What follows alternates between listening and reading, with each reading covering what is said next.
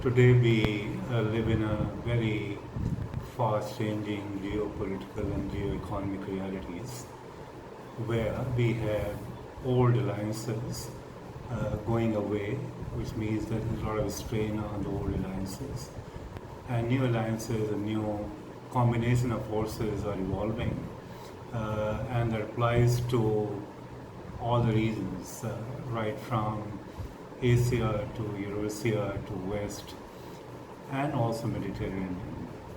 And we would also find these geopolitical realities playing out in a manner which is very uncertain and very volatile when we try and look at the scenario which exists now between Iran and the US.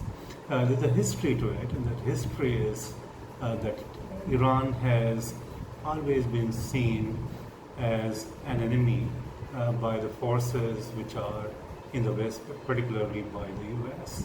If we recall the Obama administration of 2015, before Obama transitioned the power to Trump, who is the current president of the US.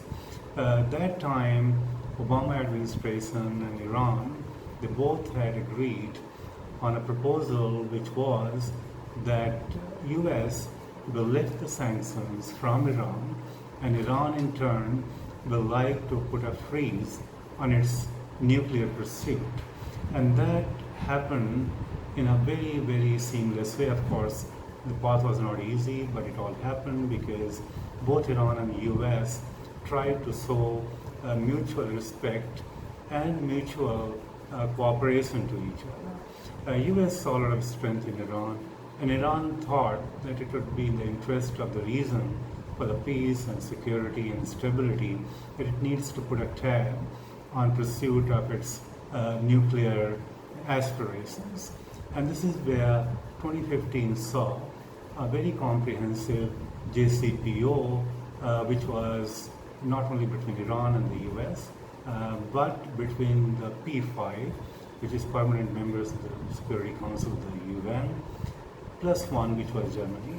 Germans being there also involved the European Union in a way which guaranteed that kind of plan, which was basically entered into both by Iran and the US. But when President Trump came in, he thought that Iran is not really trying to live up to the JCPO and was trying to pursue its nuclear ambition in a very, very clandestine way. And he said that US would like to come out of this whole JCPO and put the sanctions back in Iran. So it's very important that we understand a little bit of background on how the whole thing played out and where things are really pegged at now.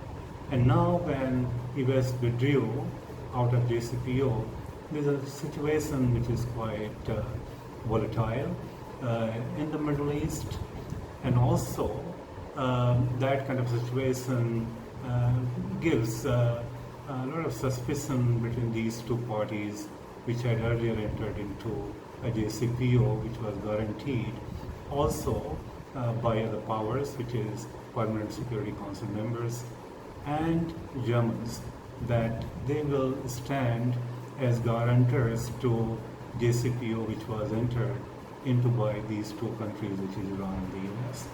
Now when US is out of it, Iranians are trying to threaten to pursue their nuclear and other military ambitions which they had. So this is where the situation is actually pegged in. And this situation is no longer confined to the interest of the US and Iran. But there are many players in the party. These are the P5, as I said, including Europeans. Europeans have always been telling that this is a very, very important agreement between Iran and the US, and there is still a window where the two parties can come together, talk to each other, and try and put in motion an idea whereby they continue to respect and hold the JCPO to account by each other. So Europeans are still telling both Iranians and Americans that we should not try to come out of it because this is an important agreement, and which also is not really going to support both the US and Iranians, but will also ensure peace, stability, and mutual cooperation in the region. Now, there are two sides to it again. One is the geopolitics, which I said is quite complicated, and then there's a geoeconomic side to it, which is more and more gaining momentum and is assuming greater significance because of the other players. So if we were to look at, for instance, on the P5, we have China on the one hand, and we have Russians on the other hand as well. And these two powers have always had very deep-seated interest in Iran. And these deep-seated interests are oil, infrastructure, trade, commerce, and also military and defense cooperation. And while these two parties, which is Iran and the US, are bickering over the JCPO, sometimes blaming each other for the withdrawal from that comprehensive agreement, Chinese are now finding a new way. And they feel that while the US on the one hand is entering into a warlike situation with Iran, where the US said of late that they would like to go and bomb Iranian installation, but they withdrew, knowing fully well that Middle East peace process could be in jeopardy, and there could be other allies of the US, for example, who could also suffer out of it.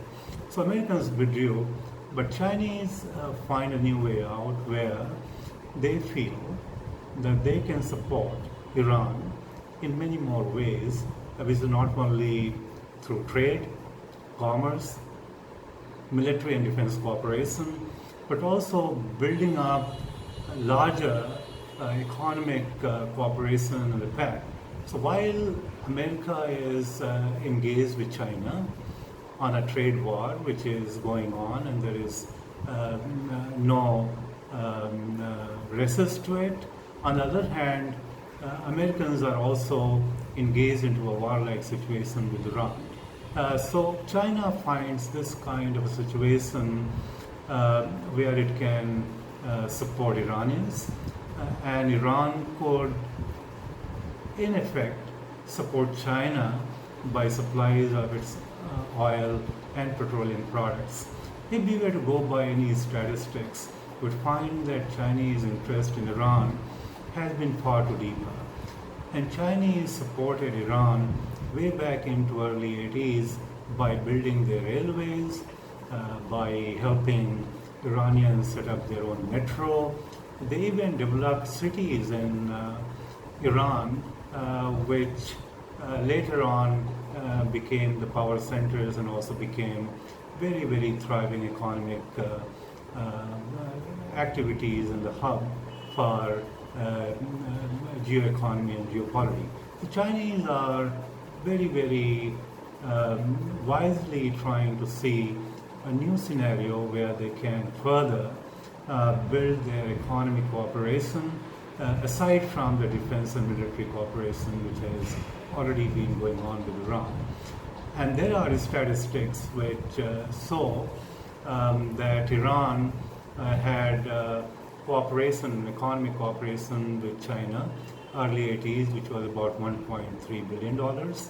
And that $1.3 billion early 80s has now come to roughly about $34 billion. So their economic cooperation has been multiplying and is bound to gain greater momentum in times to come. Right.